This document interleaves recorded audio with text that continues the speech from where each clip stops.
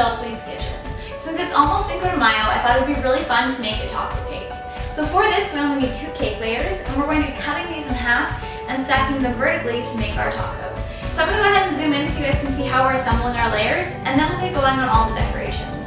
So for our shell, we're going to be using our vanilla cake layer, and we're going to be cutting it in half. And it's important that you measure out so you know that you're cutting perfectly in half, because these need to be symmetrical.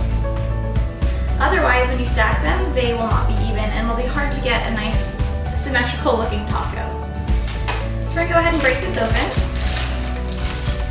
And we're going to be stacking these vertically just like that. So our 2 taco layers look pretty even. Now we're going to cut our chocolate layer in half, and that's going to go in between our 2 vanilla layers. So I'm actually going to start by doing the center, and then we're going to work our way out. So I'm going to secure our chocolate cake layer to the center of our cake round with a little bit of buttercream. We're then going to cover it. And this is much easier to do if you use piping bags, but you don't have to do that. You can use an offset spatula if you don't have any bags. And it's really great if you chill your cake layers ahead of time. That helps the frosting stick to the layers better. So I highly recommend doing that as well. So now I'm just going to go ahead and smooth out with a small offset spatula.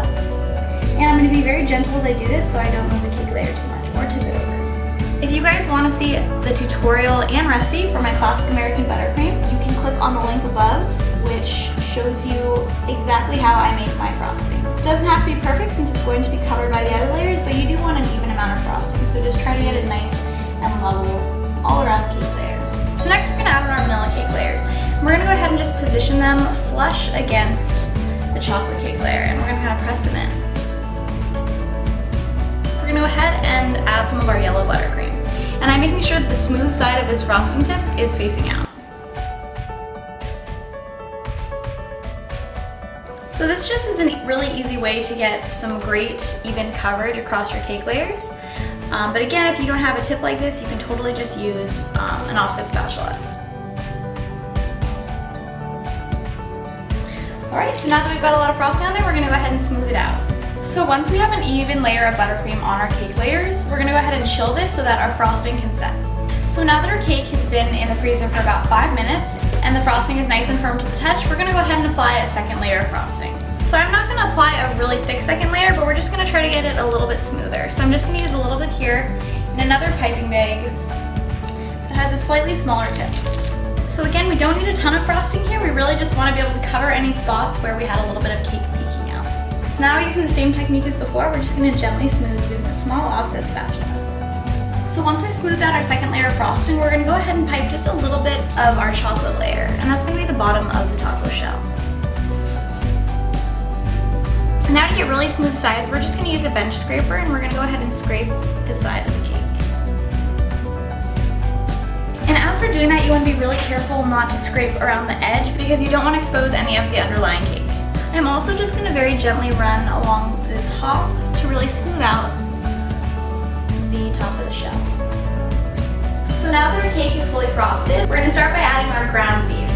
And for that, I have taken some of our chocolate frosting, about a 1/3 cup, and I've added in also about 1/2 cup of crushed Oreos. I've mixed those together to give us a really great consistency, and I'm going to gently spoon it into the bottom part of our taco shell. I'm going to go ahead and compact it onto a spoon, and then I'm going to gently place it on our cake, and that way we don't get a bunch of crushed Oreos all over our frosting. So we're now going to use the remaining filling to fill in the whole top. Since we're going to be covering the top with some green frosting to the lettuce and sour cream, this step is optional, but it really will give a great texture, so it's nice that every bite will include a little bit of Oreo. Now that we have all of our ground beef on, it's time to add on some of our lettuce. So I have here a Wilton 103 tip, and I've added some green buttercream to a piping bag, and we're going to go ahead and make some ribbons on top of our taco to look like lettuce. I'm not going to make this one continuous motion, because I do want it to look like pieces of shredded lettuce. So you can just have fun with this. So that looks pretty good for our lettuce. Next up, we're going to add some of our cheese. And for our cheese, I have taken some shredded coconut in a bag, and I've added some yellow and orange food coloring, and I shook it to color the coconut. So we're now going to add this on top of our lettuce. And as we're adding this, we're going to kind of gently press down to make sure that it's nice and secure on top of that frosting. So we're next going to add our tomatoes, and I've cut out some squares of fondant, and we're just going to be placing those randomly in the lettuce.